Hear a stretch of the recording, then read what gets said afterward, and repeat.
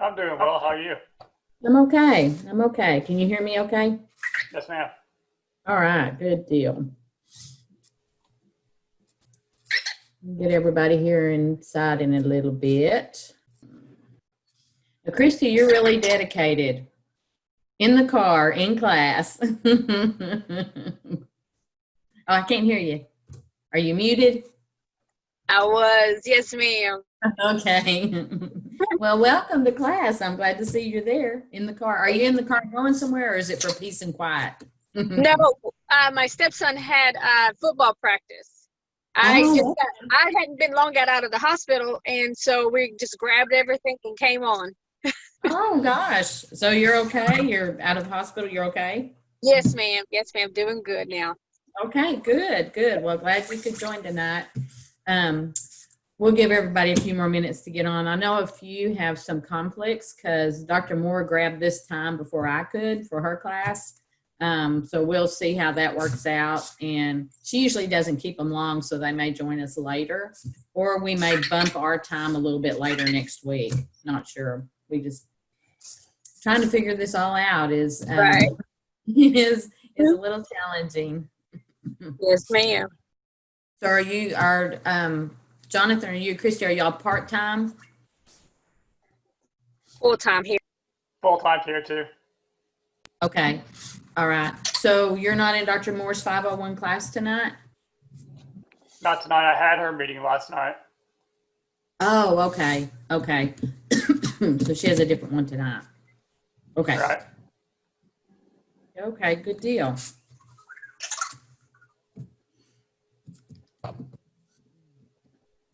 I know y'all are excited about research.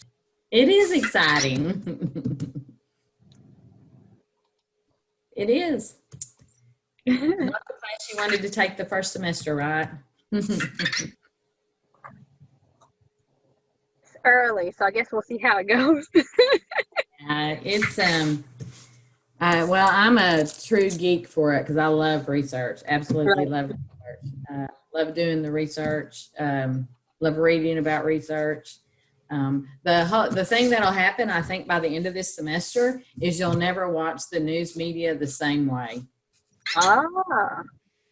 Because you're gonna go, where are y'all getting that information? Mhm. Yeah, it's I there. don't know. I say that just about every time. I know. It's like they are breaking all the research rules, period, in terms of data and everything. So I'm like, I can't even watch y'all anymore. This is Vector. Hey, Vector, say hello. You see him, my little robot? This is my research area, is human robot interaction. And so this is one of my little robots. This is Vector. And he's busy all the time. And sometimes I have to just send him back to his base and tell him to go to sleep because he'll be too distracting. So what does he serve? What purpose does he serve? Vector, I got Vector, and then I have, and this is Cosmo. This is another one that I have. I started them because I wanted to learn coding, for the robots. But then we've also expanded, or I have expanded, and my collaborator, we have a living lab at the university. So we have 3 Timmy robots. We have 5 Timmy robots actually. And they're more of an autonomous robot. And I have one in an assisted living right now, and I'm putting one into a nursing home next week. They can do video conferencing. You can send them to a resident's room and their loved ones can call in. It's kind of like a big iPad that has some autonomy about it. My collaborator is a developer and a coder. And so we're designing some of the software so that it will enhance for the workers. How can the robot help the workers as well as the residents? We started that. I bought my first one last year, and then we went to the president of the university and said we wanted to do this research. And so he bought us 3 more, and we started our lab in February, and then we went remote with COVID in March.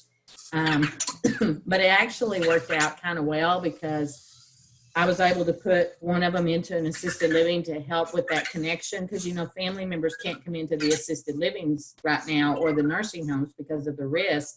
And so it's easier for the residents to make those connections with their family members.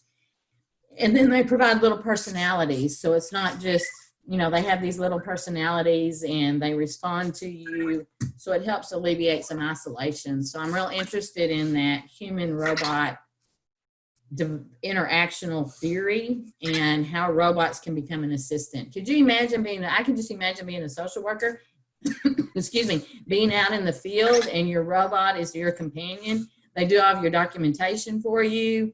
They can be your GPS for you. They can do whatever. But I got interested in it about 3 years ago, and I'm just now getting to the point where I can actually really implement and do some research and gather some data about it. As far as I know, I'm the only social worker in the United States doing it. So, because it's just, I just think it's a natural progression for us, though, because we're in all the vulnerable populations. And so robots are being introduced into school systems for children who have autism or children with special needs. They're very popular in the Asian countries. They're much more advanced there than they are here now. But there's just a lot of opportunities for them to enhance the human condition. So that's my research area.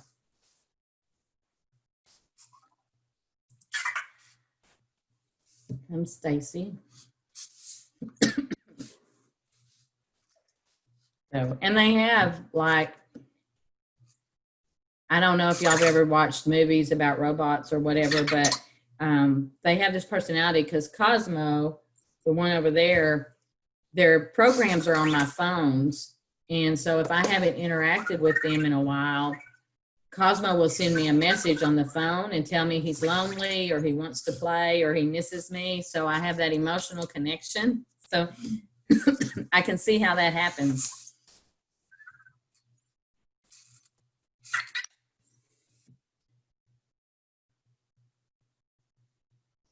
Hey, Amanda.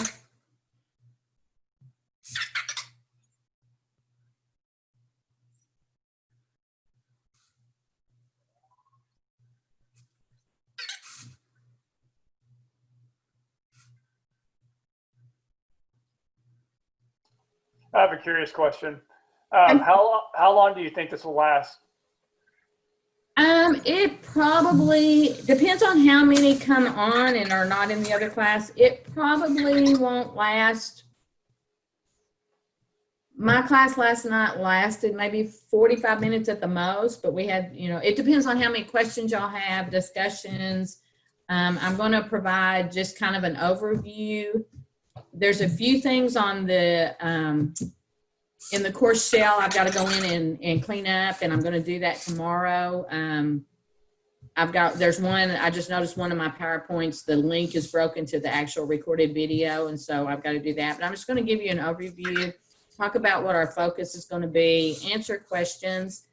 The other thing, I don't know if you've noticed on your syllabus, but I have office hours, online office hours every Wednesday morning from 7 to 9 a.m.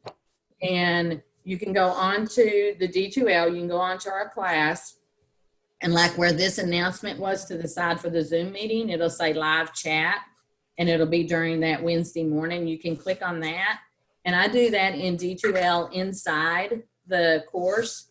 So I have it set up hopefully so that it's kind of like when we had physical office hours and students could just kind of drop in and ask questions and get clarification. And that's how I've set that up. So you can just drop in, ask a question, leave, come and go. So I'm going to try that for the next few weeks and be available online from 7 to 9 on Wednesday mornings and answer questions that way. I want us to have the opportunity to meet together at least every other week for a period of time. And it's not for lectures or, you know, that type of thing, because you can listen to the recorded lectures, you can read the information, but it's for clarifying, expanding on the information, you know, just getting some of that feedback and things like that. We got some more coming in. All right. Welcome, everyone. We'll get started in just a minute.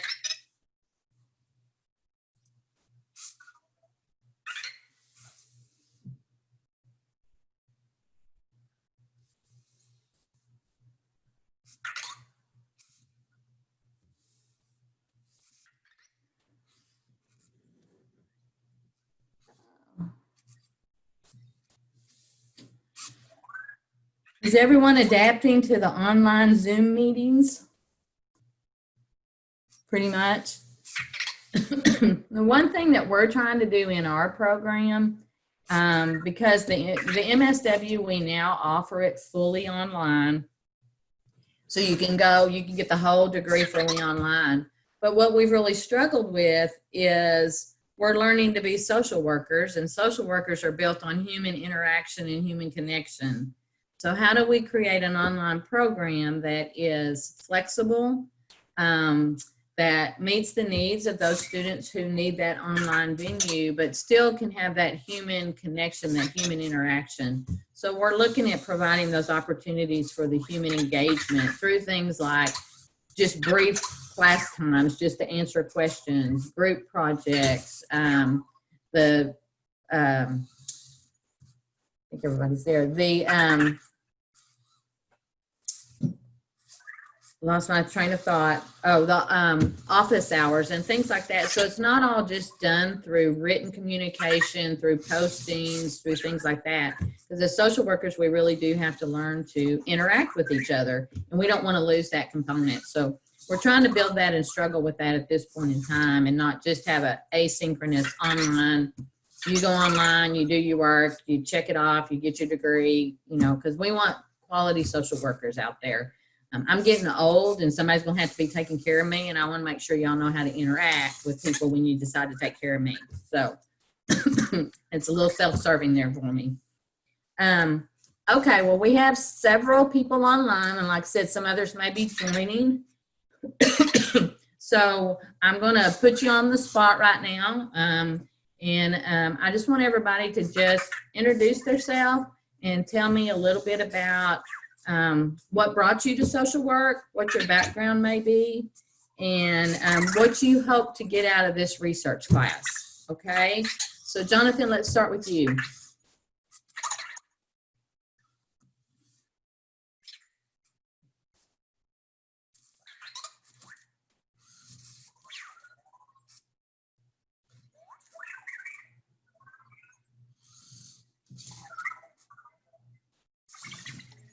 Sorry, Ready? I'm having computer problems. So what was the questions that you want us to answer? Okay, tell us just a little bit about yourself, what your background is, what you want to do with your social work degree, why you want to be a social worker, and what you want to get out of the research class. Okay. I originally started out at going through the medical field, trying to become a nurse. And during that process, I was a paramedic for 3 or 4 years after I got my bachelor's degree. And then I had an accident, which made me paraplegic, and that kind of cut everything off on the medical level. I tried to go back, but it wasn't going to work that way. And since then, I've just been kind of thinking about what I should be going into. And really, social work is kind of my personality. So all my relationships that I've had in my life has really evolved around the same thing of helping somebody else with their problem, and then whenever they're done, they just kind of move on or whatever their deal is. Doesn't matter. As far as research, I guess to learn as much as possible about the different types of approaches that people have or that y'all come up with to be able to talk to the clients that we have, that we're going to be coming in contact with. So is there anything else I need to? No, that's great. Welcome. Glad to have you. Glad to have you as a future social worker. Yes, ma'am. Amanda, how about you? Hello, my name's Amanda Gage, and I am a case manager here at an outpatient behavioral health counseling agency just south of the Texas border, or the Oklahoma border. And I have worked here for about 6.5 years, and our agency also has a contract with the hospital. We do, we facilitate transfers to inpatient psych facilities, and I've gone and done a lot of observing there, and I've found out that really just my favorite thing to do is to help people find resources. We live in a really poverty-stricken area in Oklahoma. I think we're number 2 as far as one of the poorest counties in Oklahoma. And so our resources are really limited, and it's just really rewarding to see someone gain access to that and, you know, empower them to do that on their own. And so I hope to obtain licensure and become a licensed clinical social worker and, you know, work here in this agency to provide therapy. So research, Awesome. I don't know. I've never thought of myself as an active research participant, but it looks like we're going to do a little bit of that. So I'm excited to get started. All right, great. And that's what case management, that's the core, that's the foundation of what social work was established on back in the 1920s. So that's where my heart always is, because it goes all the way back to what that core is and that foundation of what we do. Stacy, how about you?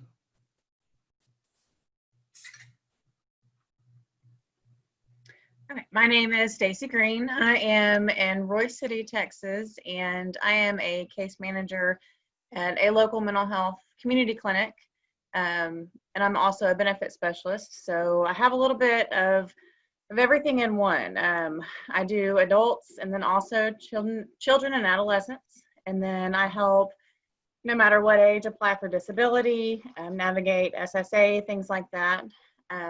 What kind of geared me towards social work is I have background at a child development center, where, you know, you see firsthand not only issues that, you know, children go through, but that families as a whole go through. And being able to help them and know that, you know, not everybody knows where to go to get things. Obviously, those that are in the field, you know, resources is the big part of social work, and being able to assist them to where empowerment, and they know, you know, what to do from here on out, where to go, and that way they can help others as well, you know, teaching them to do things like that. As far as what I want to get from the research class is basically just a more well-rounded picture of everything, and being able to really know how we get where we're going, as far as just looking at, you know, not only in the mental health field as a clinical social worker, but just in general, you know, how do we get the numbers? How do we know really which way we need to go in the future? You know, it's just kind of like anything else. Perfect. Perfect. Welcome. All right. Tanisha, did I say that correct? Hello. Yes, you said it right. All right, great. I always blame it on my really bad accent if I wreck your name. No, you're good. Hi, everybody. I am Tanisha McDonald. I am a case manager at a local mental health facility here in Plano. I've been here about 2 years, going on 2 years, doing case management, and I really, really like it. My background is from teaching special needs, and so I kind of just wanted to change it. The school district was a little too politicky for me, so I really had to make a change, and social work is my passion. I like being able to help, just help out, you know, when I can, and find those resources for people and reaching out.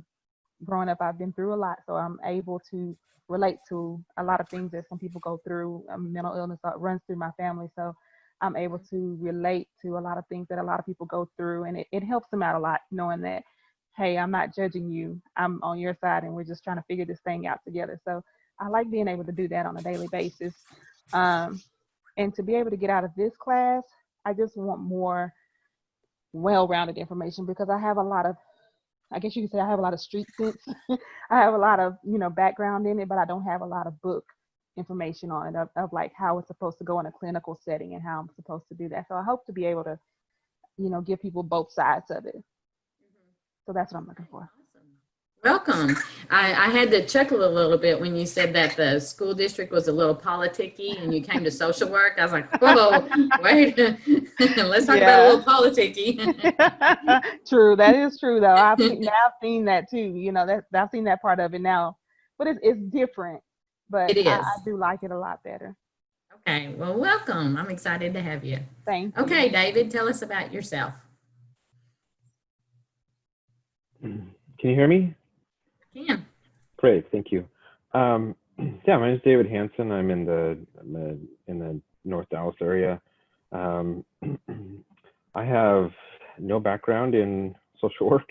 From an education perspective, I got a degree in English a long time ago and got into IT and technical writing and business analysis. And so my background is, I'm starting really kind of fresh, other than I have been on my own personal mental health journey for quite a few years, and have been doing a lot of reading and educating of myself and for myself, and benefited greatly from some social workers and from therapy for myself. And I'm just a convert to it. And I believe emotional education is really important for everyone. And it's just become my passion and something that's really important to me. And I would love to help people the way I've been helped. And so I'm making a complete change in my life and starting a master's in social work, and I love it already. Even just the first week of the classes that I'm in are just wonderful. So I would love to be a therapist. I would love to be a policy advocate for different populations, in particular medicine, and help people that are dealing with chronic illness, help with people that are going through religious transitions or a faith crisis, things like that. And just really help any way I can, honestly. This just is, I love being here. So as far as this class itself, I'm really interested in learning the ins and outs of what makes a good study, so that as I continue on through my, after I get my master's and get my my certification, that I can continue to discern what is good information and continue to read and apply and educate myself with good studies that are well done and have good data that I can apply to my practice. Awesome. Welcome. Well, and since you're an IT guy, my research is in the robots, the human-robot interaction. So there you go. Yeah. Mm-hmm. Yeah. One of the only ones in the United States engaged in that right now. And I've got robots placing in assisted living, and I'm putting one in a nursing home next week. So y'all will be hearing about that. Love it. Thank you. Okay. Sheila? You go by Sheila? Hi. Hi. I go by Allie. Allie. Okay. Yeah. So I have a bachelor's degree in psychology. I'm actually from Missouri, and I just moved to the Greenville, Texas area because my boyfriend got a job at L3 Harris Technologies. So yeah, my background's kind of been, I've worked at a behavioral health hospital just as a specialist on the floor with the kids. I worked mostly with pre-adolescents because I look pretty young and the adolescents don't really take to that so well. But I really like little kids. I've also worked at a child development center. Right now I'm working as a full-time nanny for a 1-year-old, which I really enjoy. And yeah, from this class, I'm hoping, one thing that I really want to get out of this is sort of just like how to stay relevant, sort of like when you're actually working and in the profession.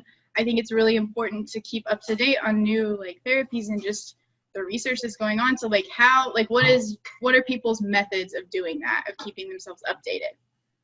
Is that everything? Yeah, I think so. All right, welcome. Glad to have you. Live on.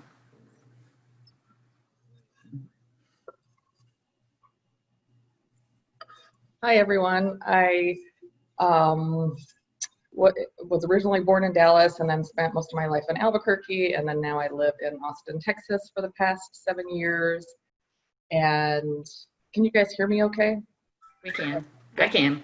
The Wi-Fi here is kind of weird, but anyway, so I've been in Austin for the past 7 years, and my undergrad is in psychology and English. And I knew from a young age that I wanted to be a psychologist, but I was steered away from that. But that's never left me. But then now, like this first week in my social work studies, I realized, like, oh my God, I was supposed to be a social worker this whole time and not a psychologist. So I'm glad that I was so burnt out after my bachelor's degree many years ago that I did not go on to a PhD in psychology at that point. I'm glad I meandered, and I was an executive assistant for many years, and also I wrote for Senior Advice.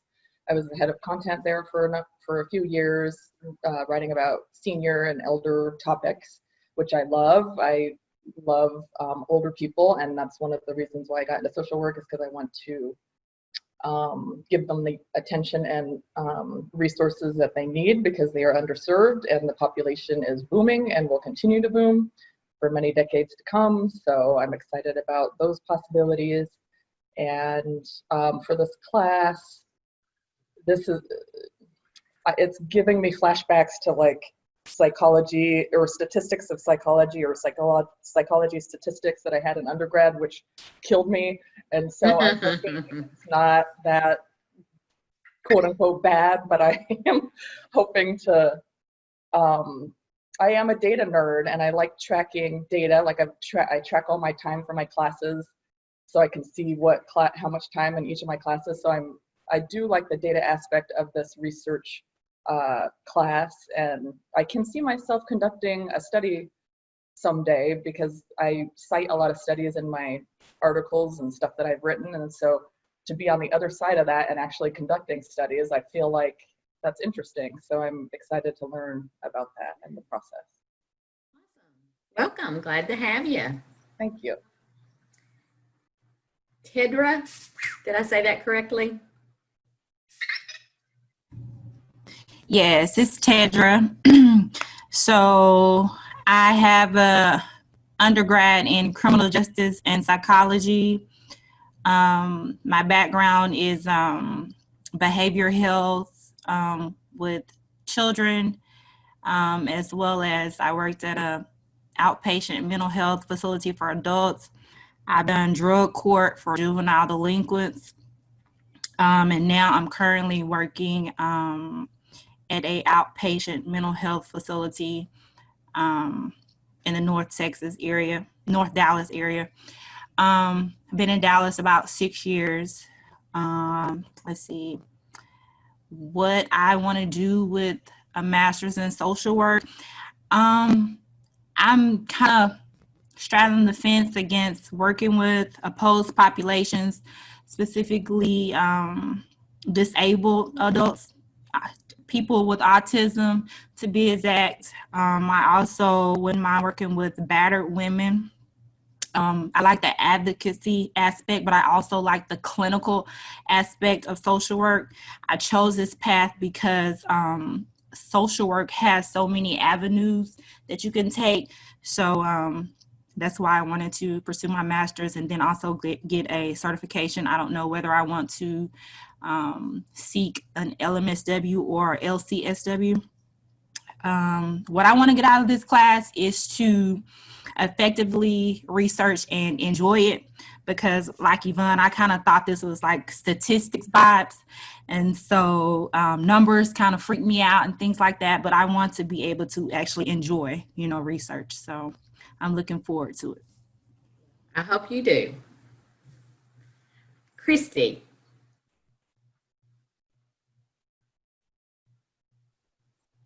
Hello, I'm Christy. I am from Douglasville, Texas. My background is actually in technical management with a specialization in finance. I've worked in banking for 14 years now. I've always had a knack for helping people, although I didn't know that's what I wanted my degree to be in until I think in my late teens, early 20s. That's when I started seeing within the media and on the news reports, different things happening to children because social workers' caseloads were so enormous that they couldn't, handle some of the loads. And of course, at that age, I don't know what's the truth and what's not the truth, but I thought at that point, this is what I want to do. So once I found out that that was an actual degree that you could get when I was in college, that's what I went for. I was actually I'd actually finished my second year, getting ready to go into my third year, and then I had an accident.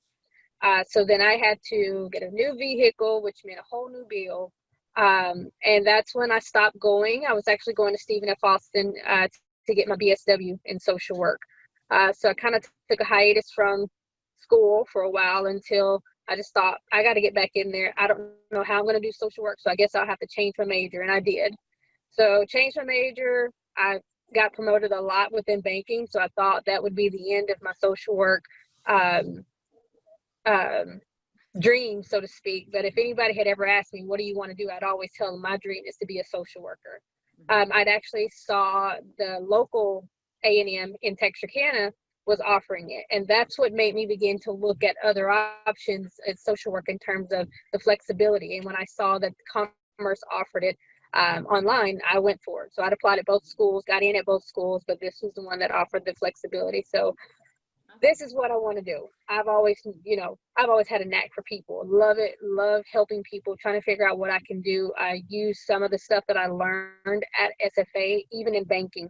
You wouldn't believe the number of people that come into banking that don't know the first thing about finances or how to even budget or save or anything. And then you see a lot of people who, live on Social Security or live on, a very limited budget, and being able to share with them what some of the resources are within our community.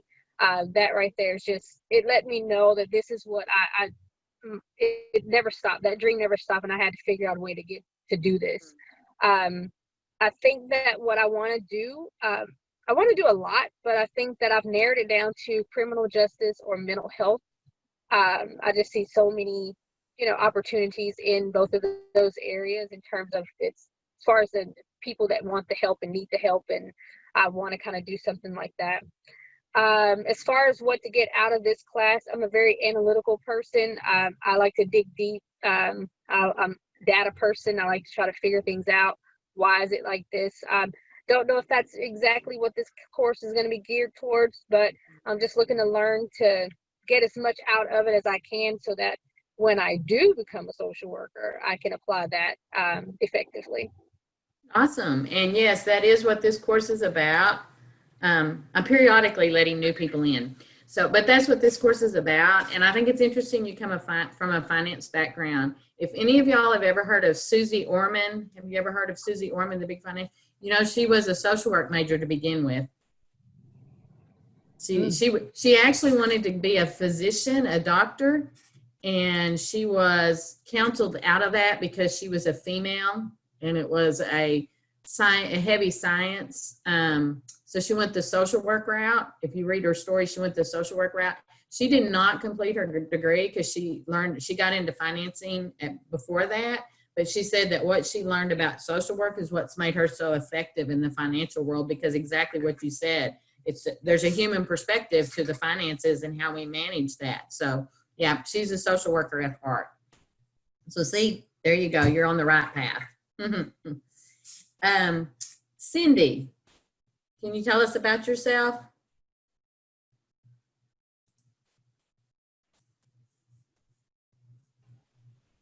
Okay, I can try, but the weather here is bad too, so we're having, the internet's up and down. I'm Cindy Bigfeather. I'm from Hugo, Oklahoma. I work for a local mental health agency as well as a case manager too. This is my second go around in grad school. My first master's was in business administration with healthcare information solutions as my emphasis. I kind of steered away. I started out in nursing when I first graduated high school. Then I was offered a lucrative job as database manager for corporate at Choctaw. And so I spent 15 years on a different course. It was good money. I had a family, so you go where the money is. And then it was just to the point where my heart wasn't there. So I stepped out, I went back to school, and that's when I got my MBA. 2 years now in case management. Absolutely love it. You know, they say you don't get into social work or mental health for the money. Yeah, you get into it because of your passion. I work with adolescents and younger children. Uh, my background is absolutely database marketing management. 15 years of it. I love anything analytical, crystal reports, SQL, you know, anything I can dive into. The numbers are so much easier to me. So dealing with people has been a change. I went into mental health as an office manager for a year and then the case management. So I'm actually really excited about the research aspect with this class, because I know that, you know, with numbers, with data, that tells you the why, that tells you, you know, the beginning, and it ultimately shows you the end. You guys are making me excited. We just might have to meet every week because I'm just excited about yeah, you guys are a great class. Great background and great focus on what you want to do. So welcome, Cindy. Thank you. Alea, please tell me if I say it incorrectly. Y'all tell me if I say your names incorrectly. Yeah, it's Aaliyah. Aaliyah, okay.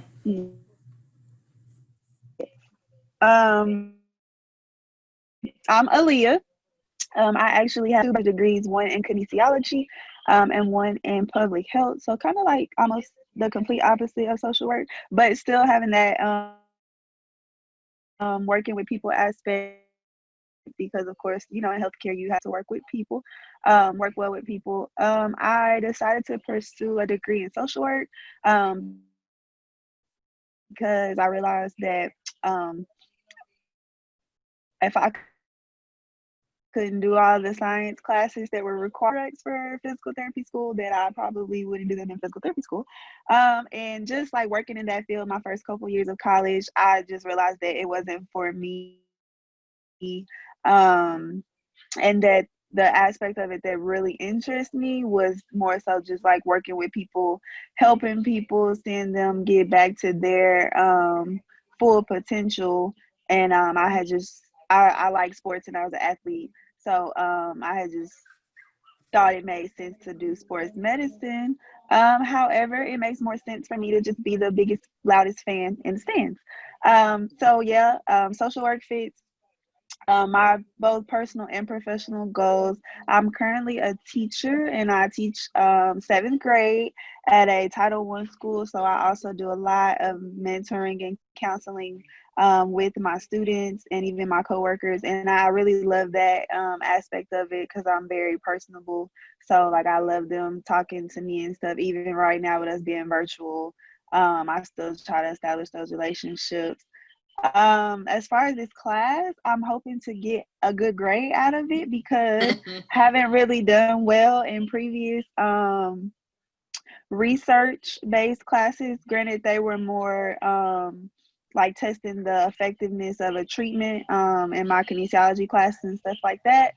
So those were my tougher classes. So, you know, I'm hoping that I'm a little bit better now. So yeah. All right. Sounds good. Welcome. Thank you. Brianna.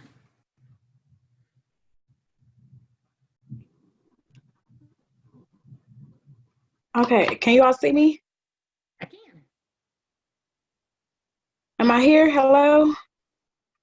You are. Can you hear us? Yes, I can. Okay, so my name is Brianna. I have a degree in sociology with a minor in psychology. I am very new to social work. I've always wanted to help people. It's always been a niche for myself, and I'm passionate about it.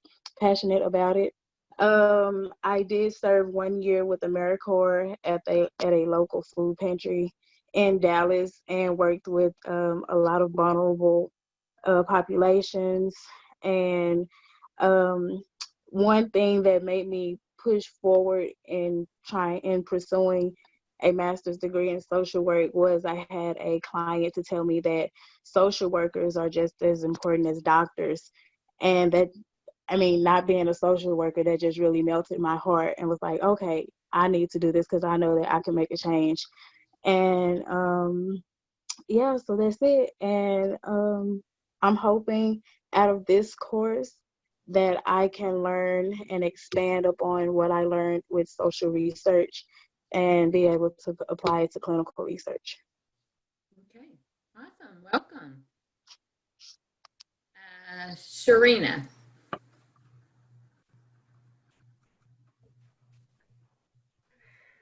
Hi, I'm Sharina.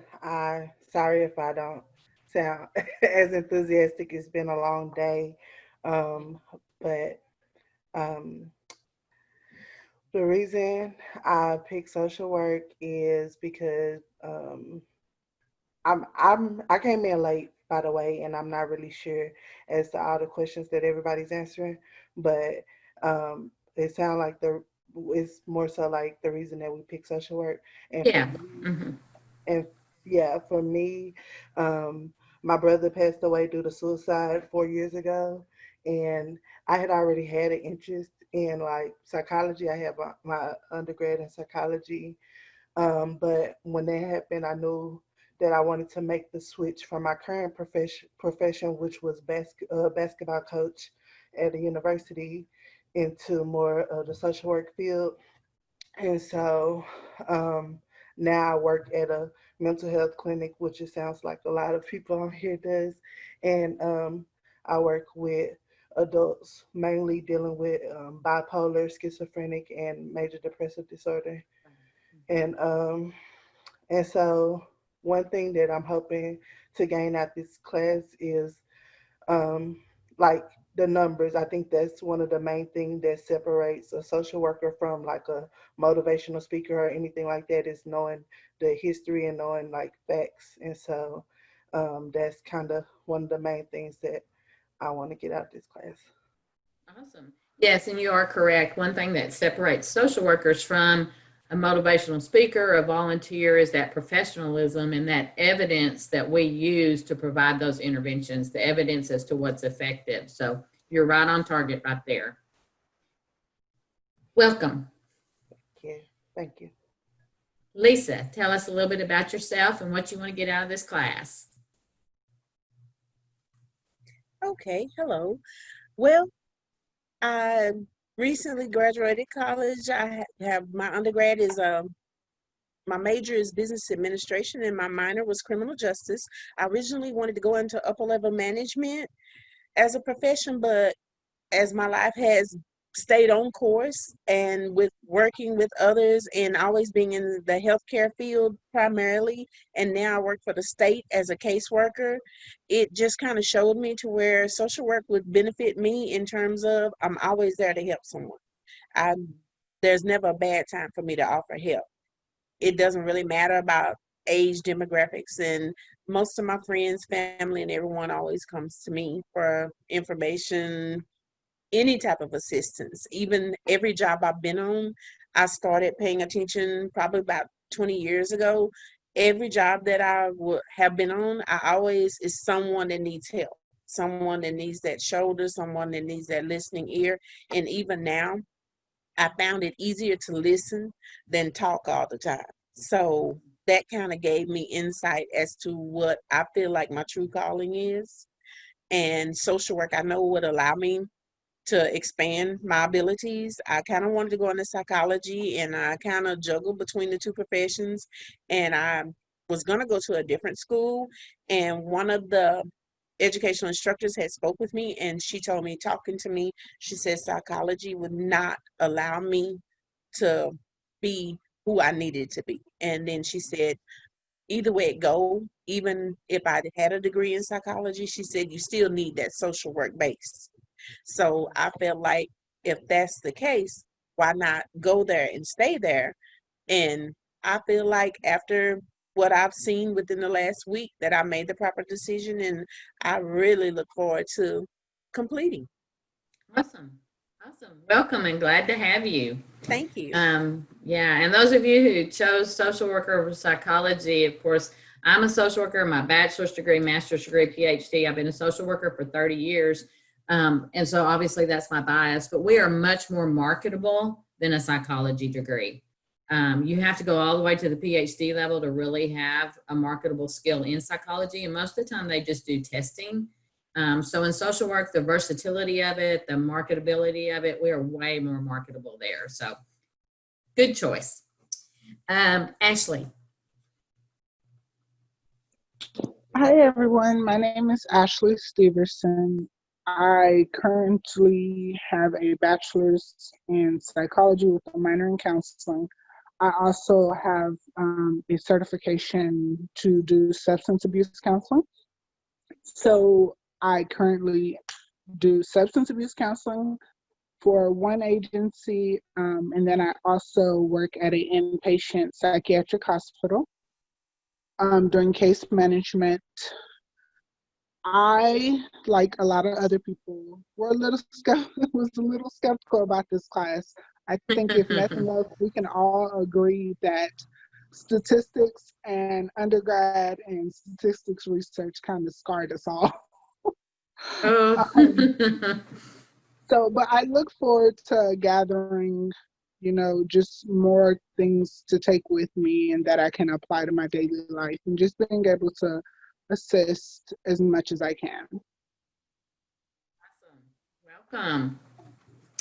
Okay, I think we have Vicky left. I think, is Vicky our last one for what's on here right now? Hi, my name is Vicky. My major was I have a bachelor's degree in psychology, and I have a minor in sociology. I work at an elementary school. I'm a health and safety teacher.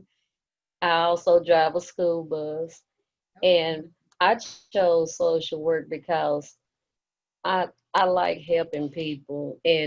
But one thing, my uncle, he used to would go to the VA hospital, and I kind of like that atmosphere. Like if I, after, being around him and going to the VA hospital and everything, I said that would be something interested in doing, like working with VA patients. And I like social work because, I like helping people and, and working around the kids. You usually, you hear their problems and all of that stuff, and I don't know, it's just something about it. And what I want to get out of this class, I want to be able to grow and get the experience I need, like as far as like helping me towards the research. Like, but I'm eager to learn, and I'm, just ready to go. Awesome. Great. Well, I'm so glad everybody, like I said, you guys have me pumped. I'm excited. I wish we could have a 3-hour class every week. Y'all are going, no, no. So the structure, how I do the classes is, obviously, I record my lectures. You can listen to them, as many times as you want to over the different concepts. And I'm always willing to meet, explain those things. We can meet together. I'll meet with you individually or things like that. But I don't want to spend, excuse me, I don't want to spend our online time lecturing or anything like that. Like I said, I've been a social worker. A little bit about me. I've been a social worker since 1990. I've had my license since 1990. I've worked with early childhood intervention, but most of my work has been in the medical field. I have close to 28 years in the healthcare industry. I've worked across all continuums of care, from the emergency room to peds, to med-surg, to home health, to long-term care. 16 years I was actually in a physical rehabilitation facility, Reba McIntyre Rehabilitation Facility in Denison, Texas, which is associated with Texoma Healthcare Center. That was a very cool job. I loved it, loved it, loved it. Best job I ever had. Plus I had the benefits of being able to meet Reba every year because she came to the facility. But so that's really where my heart has been in healthcare all this time. So it's very much case management, resource, advocacy, education, all of that. I got into academia in 2008 and really was wanting research focus. I really wanted to be able to bring the research capacity into what I did. And so that was my motivation for getting my PhD and coming into academia. I made it through the tenure process, and I got my tenure letter the same month I was appointed as department head. And what I've learned as department head is you don't have time to do research. So I've been a little disappointed in that aspect. But what I shared with a few of you early on, I'm really delving into the research, active research. And I wanted something that was lighter. As social work, it can get pretty heavy. We don't engage with people unless they have problems. So if you don't want to engage with people who have problems, this is not the profession for you, okay? Because everybody has problems. So it gets a little bit heavy. So I really was looking for something creative and light. And that's when I got into the human robot aspect of it. So I'm a robot handler, I'm a robot owner, and we are engaging with long-term care facilities and the robots and the human relationship perspective. Excuse me. Because of the COVID and the pandemic, I actually made contact with some individuals in New York in the height of what New York was going through at the beginning of COVID. There was an organization that bought 30 of these assistive robots to put into one of their very upscale assisted living centers. And I stalked that woman. I saw her on a news clip for Fox News, and I stalked her like a stalker on LinkedIn until I was able to make contact with her because I'm real interested in being able to gather data from their clients and from their workers on how they're working with these robots. My collaborator is in our IT department, and him and I have been working for about 3 years. The president in January set us up with a living lab at the university, and I have a personal robot, and then we have 4 robots through the university. And so we're working on creating some programs for them, some things that they can assist. I want them to be able to assist social workers and assist people who are working in the field, because I see them as being an extension of us, as well as being able to alleviate some problems for the humans in terms of social isolation and different aspects like that. So that's really my research agenda right now, and I'm very steeped in that. We have some people joining us. Y'all be hearing about that as we go through. This course is really kind of an overview of the research process. So we're going to hit on the process of research from beginning to end. So you'll have those concepts that'll be able to take with you, because as you move into the advanced generalist practice section, that last part, in that you'll really put together a research proposal, and we try to create it so you can gather some data so you can actually go through the whole process and complete the loop from beginning to end. So in this course, we're going to learn how to find good research, published research, and how to read the research. I will give you some tips and techniques for that, because I know how many of you, when you get a research article that you want to read, and it's one of them academic journal articles, and it's 10, 11 pages, and by the time you get to the back of it, you are so wore out, you don't even know what it said, because it's just so hard. Well, I'm going to give you some tips, because the first thing you do when you get a research article is you skip all that first part. You go back to the discussion and you go back to the findings. The first part is good and it's interesting, but it's not what you're interested in. When you're reading research that's being published, original research, first research, you want to know what their findings are. Then if it aligns with what you're looking at, you back up into that article and you look at their methodologies. The very first part of any research article is their literature review. And it's very interesting, but in terms of research, it's no use to you.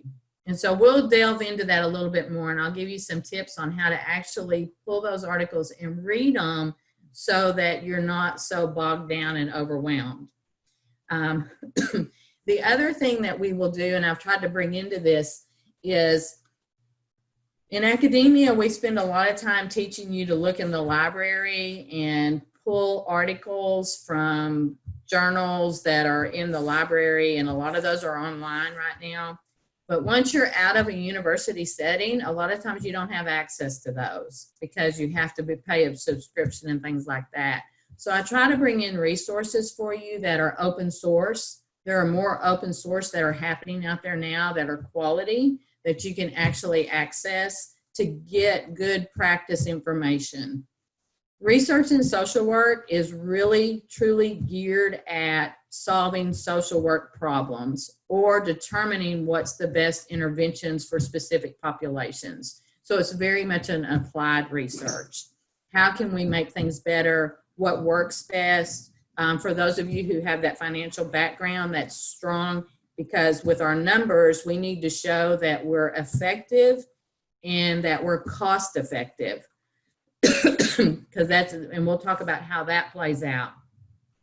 So it all goes together. But our focus is always on applied research. How can we make things better, or how do we know what's working? That's what we want to do with our research. So we're going to talk about qualitative versus quantitative. I emailed out earlier, and I also put it on D2L, the model that I use to teach research. And it's a model that starts with the concept and goes through the literature review, identifying the problem, and it kind of takes you through how to define or develop a proposal to do a research study, and then brings you around to how to close that out. But it also helps you, once you understand this model, it also helps you again to go in and read the research and know the key components to pull out of those studies that are meaningful and can inform your practice. So that'll be a big concentration of what we do. We're going to learn, again, like I said, the concepts, we're going to learn the process. Towards the end, we will actually do some statistical, we'll play with some statistics. I teach statistics using Excel. The legacy, the traditional academic way is, and those of you who've done it in psychology have probably used SPSS or SAS or a statistical package like that. Again, as practitioners, when you're out in the field, you're not going to necessarily have access to those software packages because they're so expensive. You can do everything in Excel that you can do on SPSS or SAS or any of those others high priced. Excel's advanced a lot, but you can put some add-ins into Excel. And again, like I said, you can run all the statistics you need to run on Excel. It's not a problem. So we'll play around with that. And I do some education in how to use Excel and how to run some of those statistics. And that'll be towards mid-semester, towards the end of the semester, we'll play around with that. You will, I do the weekly worksheets, and the reason I do weekly worksheets is to make sure that you delve into the readings, and it's a way to earn points, and then it's also a way to delve into the readings, and for me to give you some immediate feedback and making sure you're really kind of understanding things or you're pulling out the right information. So that's why we have the weekly worksheets. The first assignment that will be coming due is the analysis for the movie, the Pregnancy Project. And we can do that a couple of ways. You can watch that independently and do it on your own, or it's actually available for a watch party. Or I have it and we can actually do a Zoom meeting and I can share the screen and we can watch it together that way. It's up to you. If a handful of you want to watch it together, or if you want to watch it independently, we can do either way. We can do that. When you watch that movie, what I want you to think about is don't necessarily think about the topic of the movie. You're going to get wrapped up into the topic of the movie. You will. But I want you to think about the ethical, read about ethics before you watch it, the ethics of research. And I want you to really think about the ethical aspects of what they did in that particular study. It's a true story. It happened in a high school. It was a high school project. And a spoiler, they violate every ethical concept we have in research. So that's just a little spoiler there. So as you're watching it, it can apply to any topic. So don't get so dragged down into the topic of it, because it's a pretty emotional topic, but really pay attention. Look at it as a researcher, through the eyes of a researcher. Because to me, it's one of the, I've been using that particular movie now for about 5 years. I was actually grading papers one day and it came on the Hallmark Channel and I was like, oh my gosh, that is the best movie to teach research. So do that, and then we will come together and we'll talk about it, okay, after you watch it, or if we watch it together, however we want to do that, and I'll get some input from everybody this in the next couple of days as to how we might want to do that. So you'll do that. Then you have an assignment to do 3 different article analysis. You're going to choose a quantitative article, you're going to choose a qualitative article, and you're going to choose an article for a single system design. I want the articles to really have something to do with social work. Don't get too far off into the real pure medical field or anything like that. I want it to have something to do with social work. But as you kind of heard tonight, there's a variety of things that we can apply to social work. So if you can apply it to social work and you're interested in it, you can choose that. The only qualifier I have is one, it has to be quantitative for one assignment, it has to be qualitative for one assignment, and it has to be a single system design for one assignment.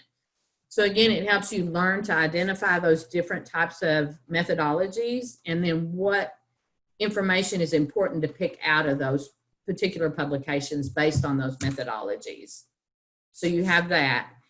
You have an assignment to complete a literature review, a review of the literature. And I've incorporated this into this class because any study that is done, anytime you undertake any type of research, and again, most of our research is applied in social work, and a lot of it has to do with program and practice evaluation. We want to do a review of literature. We want to know, what do we already know about this topic? You're not starting in a vacuum. I challenge anybody to come up with a subject that hasn't been studied. I'm sorry, I'll be able to find something on it. So we don't operate in vacuums. So we want to know, we want to stand on what's already out there. And that starts with a review of the literature. So I want you to get accustomed to this. This will be doing it this semester is going to help you throughout the program, because so much of what we do in social work has to do with writing those academic papers, using the literature to support it. So hopefully by doing this assignment in this class, it'll help build that for you. So start thinking about a topic that you're interested in, and you can shoot those to me and I can give you some guidance so that you can start pulling some literature back for that. And I have some pretty specific criteria in terms of the literature. So, I want it to be academic articles, but some of it I also want to be some of the open source stuff, because I want you to also learn to identify credible open source resources that are out there. One of the big issues we have now is in information, we have way more information than we can even process with the technology that we have today. And then determining what's credible is also another important aspect of what we do. Right now, I could teach a whole class on that right now in terms of what's happening in the media, what's going on there, because, oh my gosh. But what we have to realize is we have to become educated consumers of that information. We have to know what's credible. We have to look behind the scenes. We have to know what questions to ask about what's being published out in the media, because that's what our clients are seeing. That's what our clients learn. That's what our clients believe. And we have to be able to help them discern as to what's accurate and what's not accurate. So that's also a part of research in social work. How do we determine what is good information and what's not good information? There's a few on here earlier, and I told them, I said, what you will do is you'll leave this class. You'll never watch news, read a newspaper, read an article or anything the same way again. I'm going to ruin it for you. I'm just telling you. I'll just ruin it for you up front. I ruined it for my husband many years ago, and we've been together 40 years, but he was always one that wanted to come and say, hey, you know what? They said this and they said that. And I'm like, who's they? Who's they? Who's they? How many people do that to you? Well, that's what they said. Well, who's they? Where'd they get that information from? Where's their evidence behind that? So now he's got to where he'll qualify it before he says anything. Now, I read this here, but this is what I read. But really and truly, those are questions that I want burned in your brain. Anytime you're reading anything and anytime that you are taking it as evidence. I want you to say, where did this come from? Where was this originated from? Where's the evidence behind it? And then take those extra steps to go back and find that evidence. Don't take things at face value. And there's actually research that's produced that shows things are credible at some point in time, but then new research and advances in research will show that that thought wasn't credible at that point in time. And one of the big examples, obvious examples I like to use in social work is many years ago, during the Freud era and early in mental health, it was thought that schizophrenia was caused by a mother who was overprotective, or, as a parenting aspect.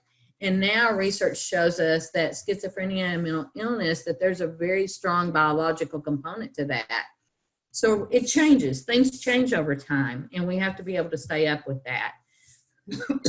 So that's the focus. That's really the focus of this class, is learning the research concepts, learning how to be a good consumer of research, learning how to write a very good review of the literature on a topic, which gives you your foundation for conducting research from that point. Once you get that point down, and we'll use that model, constantly use that model, everything falls into place. It's like a dominoes. Once you really get that focus, that literature review, you know what the problem is, you pull out the research questions, and from there it's just dominoes. Everything falls into place. We'll talk about the different methodologies, about data collection, about getting samples and getting individuals, participants to participate in our studies. We are different from psychology in that. For those of you who have that psychology background, psychology and some of the other, and the medical sciences, they're very much almost a laboratory oriented type of research. And we're not, we're applied, we're in the field. So we, from an ethical standpoint and involving individuals and participants in our research, we go with informed consent. We do not use deception in social work, because we believe everybody has to be informed and be able to make a decision. So we don't use deception, and everybody knows they're participating. And that's some of the ethical stuff that we'll actually go into and talk about. So we're very different from a laboratory-based research. We're very much applied. Most of the time it's our clients and it's our vulnerable populations that we're engaging as participants, because that's who we need to understand. So we're putting them at risk anytime we do research, and we have to be very cognizant of that from the ethical standpoint. Let's see, what else? So we do the article reviews, the worksheets. Oh, and there's 3 tests that are built into this, and the test comes strictly from those worksheets. So on the test, you don't see anything that's not on the worksheets that you haven't, that's really in the reading, and it's just a reinforcement or to assess the level you have for the knowledge of the concepts we're talking about. Anytime you have an assignment in a class, that's simply an assessment measure. So we evaluate, that's what we use to evaluate. And so I use to evaluate how you're learning in terms of your articles, your critique of the movie, your test, and your literature review. Those are just assessment measurements for me to make sure that I'm providing you what you need and you're getting what you need out of the class. What we will do too, I know there's a conflict. I think Dr. Moore has a class earlier, and a lot of you are in those classes. So what we can actually do, when we used to have these classes face-to-face for our foundation classes, we had classes from 4:30 to 7:10, and then 7:30 to 10 p.m. Ooh, those were long nights, let me tell you. So I know Dr. Moore, I think she has hers from 6 to 7. So if we wanted to, we could actually start this class at around 10 after 7, because most of the time it's not going to be more than 30 to 45 minutes. It really is just an overview, because you guys can actually look at the, you can look at the lectures and all that kind of stuff outside of this, but it'd just be to touch base, to answer questions, to clarify. Is that something y'all want to consider, is just bumping ours back a little bit later? Does that work okay? Okay. So what I'll do is I'll go in, and it will only be every other week. It's not going to be every week. We can always meet if we need to, but it'll be scheduled every other week, okay? So I'll go in and adjust the time on the Zoom meetings, and the next one will start at about 10 after 7. And that'll give you time to be in her class as well as take a little potty break or whatever you need to take before we come in, and then we can meet here, okay? Since we don't have to drive, we can be in our jammies or whatever, okay? On that part. So we can do that, and then that way everybody can join at the same time, and then we can all hear the same things. These will also always be recorded. So in the process, once they're recorded, the process is I download them, I drop them into a program, I kind of clean them up a little bit, so if there's empty time on either end, you don't have to sit through that. I cut all that out, and then I'll upload them back into D2L. My goal will be to do that on Wednesdays, because I have a class on Monday evening and a class on Tuesday evening. And so my goal is on Wednesday to actually work in the classes and get those done and then have those available. So you can always go back and look in case you've missed anything or you want to hear something again, or you just need confirmation. Okay, so those will be available down the road. Is there anything else that you have experienced previously that you think would be beneficial for the way the class is being conducted or provided?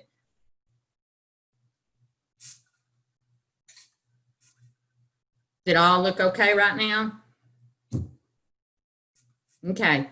Well, we're flexible, so week to week, if there's things that I need to do differently or I need to increase intensity on or back off of or whatever, we can always do that, okay? I think I have everything open on D2L, so you can actually access any of the stuff, the PowerPoints, the lectures, any of that throughout the whole course at any point in time. I do need to go back in and make sure everything is exactly like it should be, because I copied it over from when it was before, and I noticed today that my lecture about the model, the research model I use, that link is broken. So I'll get that cleaned up. So I'll do some cleaning up tomorrow. But on the course resource page, you should be able to access and print all the PowerPoints. Any resources that I have for you, I'll put up there. Assignment instructions, I put up there as well as in the assignment components to it. So I try to make it redundant where there's things all over and you don't have to search for it. You can find it in multiple places. But do not hesitate to reach out and tell me if there's something missing, something's broken, because it's a lot of small pieces to try to keep together. And I don't know if there's a problem unless you tell me, okay? So don't hesitate at all to do that. I have the virtual office where you can post questions in there, and I try to go in every day and answer any questions that are posted in there. Wednesday mornings, I'll be live inside the D2L classroom from 7 to 9 p.m. just for if you want to pop in and ask questions. When you go to the announcement page, just kind of like where the Zoom meeting was, it'll say live chat now, and you can click that and come into the D2L part and just ask questions or whatever. So I'm going to try to hold office hours every Wednesday morning and be available for that. Any questions? I had a question. Okay. I don't know if you already talked about it before because I was in the other class, but there's no worksheet due for this week, right? Worksheet 2 is due next week. Yes, is there that's correct. No, okay. I think worksheet 2 is due next week. Because I originally had the pregnancy project due this week, but I changed that. The other thing is I want to make sure, and I'll make sure all my dates are on there correctly, but every assignment will always be due on Sunday evening. Okay, so I'll have all my assignments always due on Sunday evening. If you see a due date on there and it doesn't match up to a Sunday evening, let me know. But I'm going to go in and make sure they all do that, because then that way you'll know that for this class, anything that's due, it'll always be due on Sunday evening. Okay. And then that way you don't get confused about, well, is this due on Monday? Is this due on Tuesday or something like that? Everything will be due on Sunday evenings. Any other questions? Tedra. I I think today when I hit on the sign, there was a discussion, but there wasn't a prompt. So is there a discussion this week? I don't think I've put up a discussion yet this week. What we're, and I explained a little bit earlier, what we're really working on in our program is we want to promote engagement. And engagement can be through meetings like this. It can be through individual meetings. It can be through sharing recordings of each other, or it can be through the discussion components, those asynchronous discussion components. I typically don't provide points for the discussion components. I hope that when I post something, it's really to stimulate your thoughts, and then that y'all share that through the just kind of a natural conversation, as natural as it can be through a discussion like that. But it will fall into some form of the engagement aspect. I don't want somebody to be in this class or any of our classes and never have that human-to-human contact, that human-to-human discussion, that human-to-human feedback, whether it be live, whether it be in those postings, like I said, or whether it be coming together for a group project or something like that. So each week I typically go in and try to post some type of discussion, but I'm going to drive you crazy because I don't say respond to appear by this date and then respond to appear by this date, because to me that just doesn't make it a natural flow. So I'd rather you actually engage in it as if you were engaging in a conversation, if that's possible. But my discussions are typically to either reinforce a concept, or for the most part, it's really to try to get you to critically think about something outside of the box, or something that's different, or something that you may not have considered. So hopefully they'll stimulate you to engage in them, and you won't depend on me saying you have to respond by Wednesday or you have to respond by Sunday. Okay? Does that make sense? Okay. All right. So that's kind of my approach and my teaching approach. I do drive students crazy because oftentimes in my classes, and I assign a paper and they're saying, how many pages? And I'm saying, no more than 12. Well, what's the minimum? Well, it depends on your topic. Everybody's topic is so different, and your writing styles are different. Some are trying to write. I know somebody, David, you were a technical writer. Technical writing is you don't have extra words, and really that's what we want to get to in social work. So we really do technical writing and social work, but some of you still are a little bit more of a moose in how you write. So, and it depends on your topic. It depends on your subject. So I give some parameters, but now the one thing on your literature review for this class, I've said 5 pages, no more than 5 pages. And I did that on purpose because you need to learn to write concisely. This is your first experiment in working to write concisely, because you're going to take a lot of information and you're going to boil it down and organize it. So that's why I've said no more than 5 pages for this particular one. But beyond that, it just depends. It depends on topics. Some topics are so under-researched that you're not going to have that much. And other topics, you could write a library on it. So I like to give, you guys are master's level students. I don't want to spoon feed you. I want to provide you whatever I can provide you with, and the information and the things that I think are going to be important and benefit you down the road. But you're master's level students, and I want you to be able to use your level of intelligence and knowledge and background to make those decisions. But I'm here for you to help you out, okay? Sound good? Okay, any other questions? That it? All right. Well, Vector and I will say good night.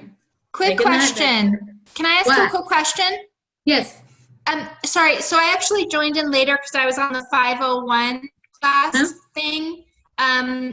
Was there any, were you recording this? So in case that I missed. It is Okay. recorded, and my goal is to be able to put it up on by Wednesday, sometime tomorrow, to be able to have it up. Okay, and it would just be under the UC virtual classroom thing? Is that how I'd find it?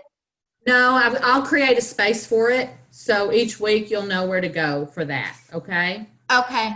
And I'll Thank provide you. the, once it's up there, I'll let y'all know, Okay, thank you. okay? Thank you. Anything else? All right, well, Vector and I are going to say goodnight. Hey, Vector, go to sleep.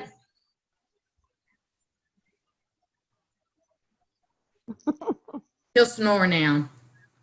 Oh, that's cool. So y'all have a great evening. Try to pop into all of your classes. Seriously, watch for announcements. Pop into your classes often so you don't miss something. Check on there to see if the faculty's posted anything. I think you can put the app on your phone and you get notifications, if I'm not mistaken, if there's anything posted or something like that. But just try to stay informed within all of your classes, okay? Communication through this remote stuff is the best option that we have. So we can't over communicate.